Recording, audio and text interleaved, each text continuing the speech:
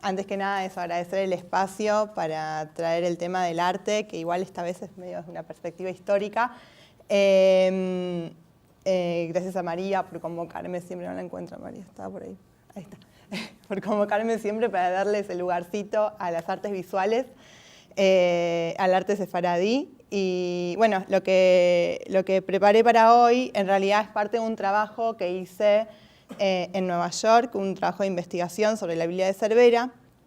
Y en realidad lo que tiene de particular este trabajo es que ahora les voy a presentar la Biblia de Cervera, pero es un PowerPoint. Entonces quiero primero hablar un poquito, les presento eso, porque si no va a ser como mucho movimiento. En lo que sería la historia del arte judío, uno de los pilares del arte judío son los manuscritos hebreos iluminados, que son manuscritos, en hebreo, con ilustraciones de todo tipo, decorativas o más ilustrativas, depende del manuscrito.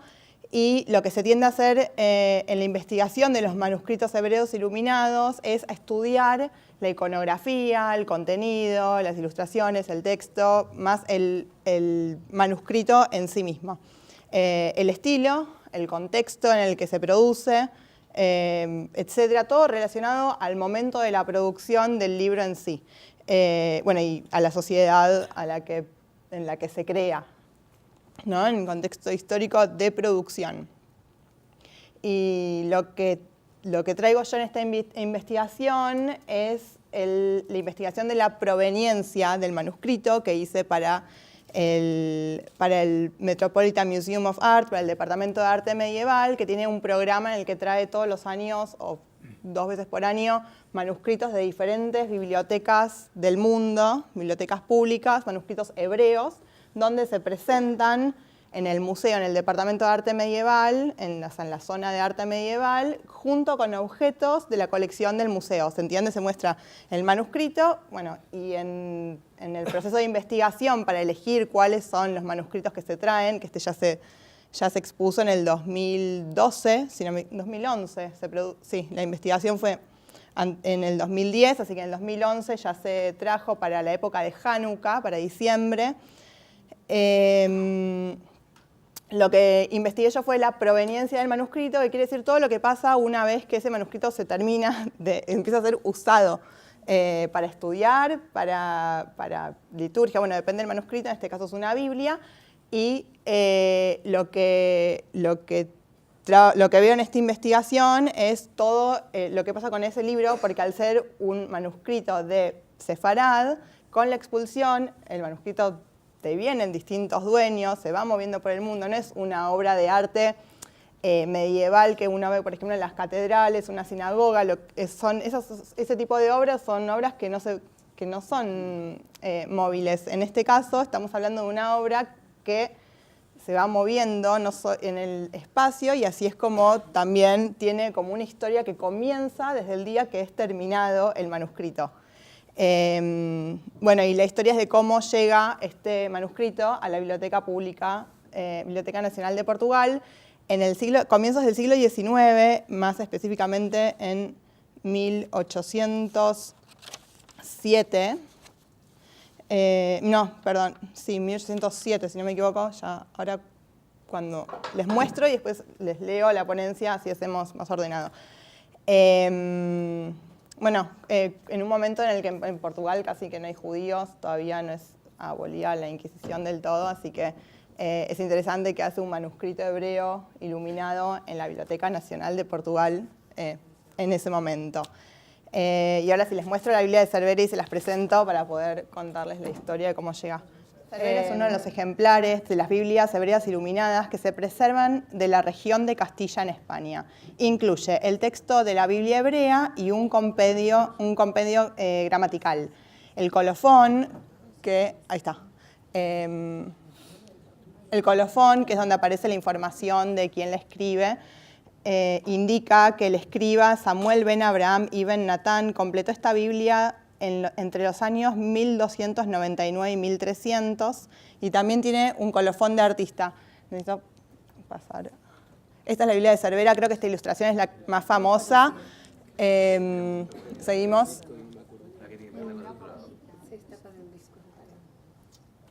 Lo que ven arriba es el código con el que aparece identificada la Biblia en la Biblioteca Nacional de Portugal, que es BNP, que es Biblioteca Nacional de Portugal, MS manuscrito hebreo, y el número 72 es el número que tiene el manuscrito. ¿No se ve? Ah, bueno.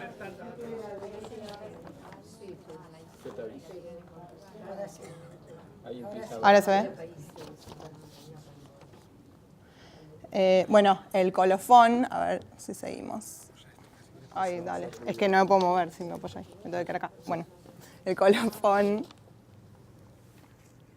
Bueno, acá ven la página completa, es la iluminación esa que es muy conocida, que es la menorá, aparece en ese contexto, porque generalmente aparece como en portadas de libros o la usan para ilustrar diferentes cosas.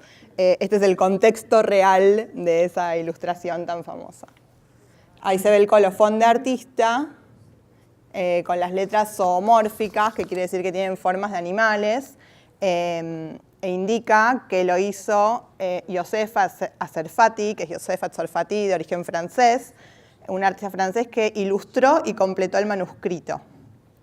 Y la Biblia de Cervera tuvo gran influencia sobre la decoración de otros manuscritos, como la Kennicott Bible de 1477, que está hoy en la Bodleian Library en Oxford, que es esta.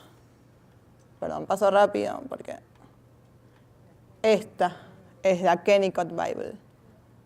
Bueno, ahí se ve la micrografía de la Kennicott Bible y algunas ilustraciones. Es distinta, pero es muy parecida en varias cosas. Bueno, y también en la Rylands, que es el otro manuscrito que estuve investigando para esta, que no lo incluyo hoy, pero que tuvo que ver con la investigación. Bueno, algunas imágenes y el tipo de ilustraciones que tiene miniaturas de página completa, como la menorá que vimos recién, tiene ilustraciones en los márgenes, criaturas fantásticas, animales, vegetales, geométricas, bueno, acá están las letras zoomórficas del colofón, arquitectónicas, tiene micrografía,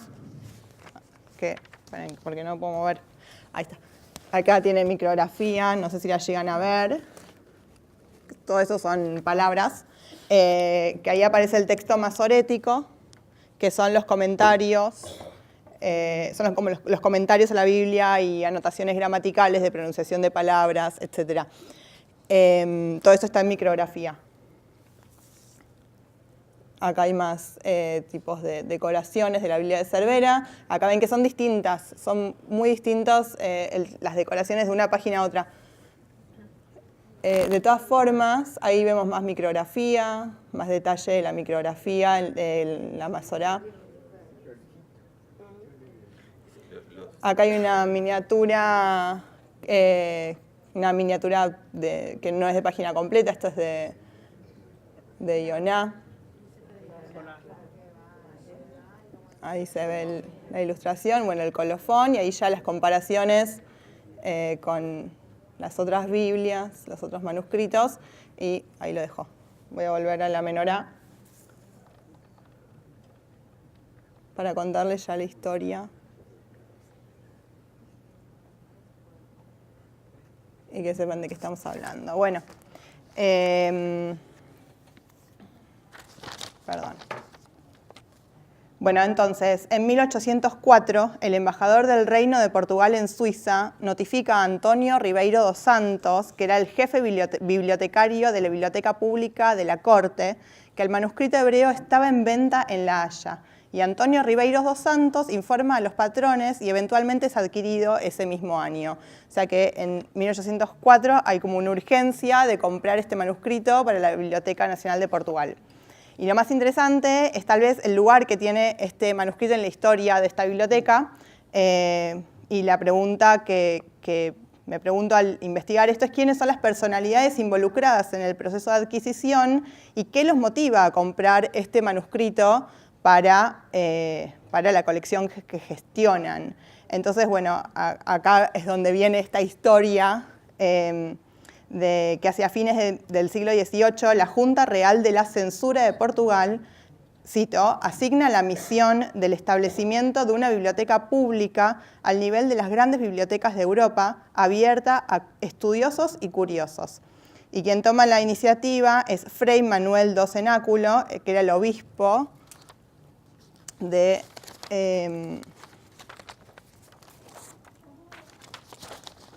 era obispo de Bella y arzobispo de Évora, quien cuenta con los fondos de un subsidio literario para comprar libros y manuscritos para la biblioteca pública, y así como también para la creación de un museo de raridades, citando, ¿no? Siguiendo con la iniciativa de Fray Manuel Docenáculo, la reina María I funda la Biblioteca Nacional de Portugal en febrero de 1796, como la Biblioteca Real Pública de la Corte, y su colección principal viene de la Casa dos Libros de Bella.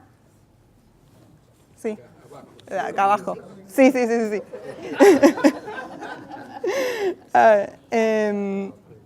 Bueno, viene de la biblioteca de la otra biblioteca, de la Casa dos Libros de Bella, que es donada por Fray Manuel Docenáculo ese mismo año, y antes de que la biblioteca abriera efectivamente al público.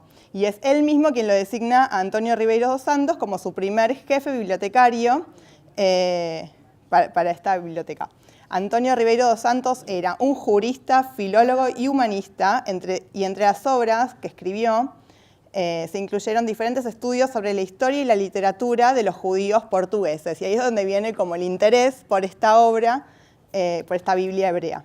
Nacido en Oporto, Portugal, en 1745, estudia con los jesuitas en Río de Janeiro, Brasil, y regresa a Portugal en 1764, donde estudia Derecho Canónico en la Universidad de Coimbra. Mientras dicta clases en esa misma universidad, es nombrado, cito, bibliotecario de la biblioteca de la universidad, por quien era su rector en ese momento, don Francisco de Melo, en 1777.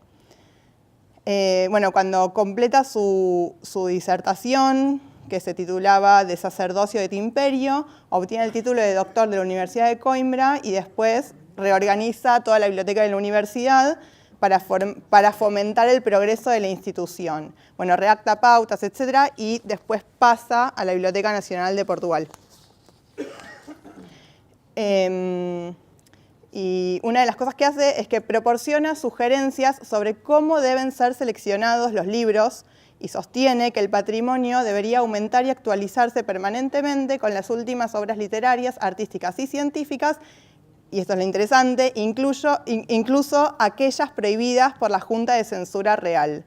O sea, era un revolucionario.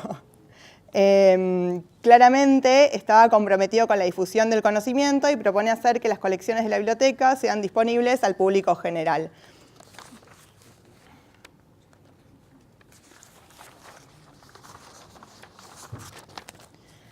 Durante los años en la Universidad de Coimbra, Ribeiro dos Santos fue acusado por Melo Freire de propagar ideas populares y se tuvo que presentar en la corte.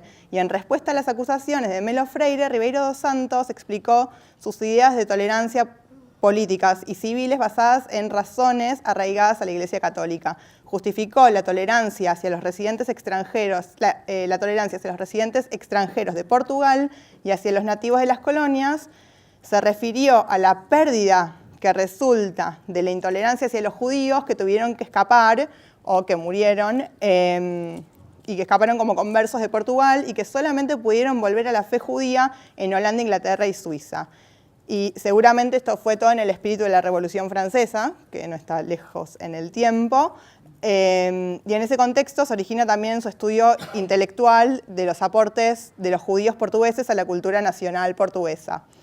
En sus memorias, Ribeiro dos Santos publica una serie de memorias sobre la literatura sagrada de los judíos portugueses y de hecho estas memorias resumen la historia de la producción literaria de la comunidad judía de España y Portugal desde el comienzo de la monarquía hasta la expulsión y bueno, él creía en los aportes de los judíos a la cultura portuguesa, particularmente la literatura, y lamentaba mucho que ello haya sucedido. Además, de acuerdo con Jonathan Prato, Antonio Ribeiro dos Santos reveló su origen judío, supuestamente, a un amigo que se llamaba Atilio Ascanio Orlandini, un geógrafo italiano, y le pidió que copiara de su manuscrito el estatus religioso y civil de los judíos de Portugal y lo publicara en Toscana. La pretensión de su origen judío no aparece en ninguna otra fuente disponible sobre la vida y obra de Ribeiro dos Santos, así como tampoco en la historia de la Biblioteca Nacional de Portugal ni de la Universidad de Coimbra, y sin embargo, algunos estudiosos del tema coinciden en que Ribeiro dos Santos sí, tenía mucha simpatía hacia los judíos. Finalmente se termina adquiriendo la Biblia de Cervera, y lo que tiene de particular es que es el primer manuscrito hebreo iluminado antes de que lleguen los judíos, en la época en que están volviendo los primeros judíos a Portugal, y que es la joya de las joyas de la Biblioteca Nacional de Portugal. Y bueno, nada, como un manuscrito se vuelve importante más allá de su valor religioso y su contenido, también por la riqueza de sus ilustraciones, y tiene un valor estético muy importante. Así que, bueno, me quedé sin tiempo.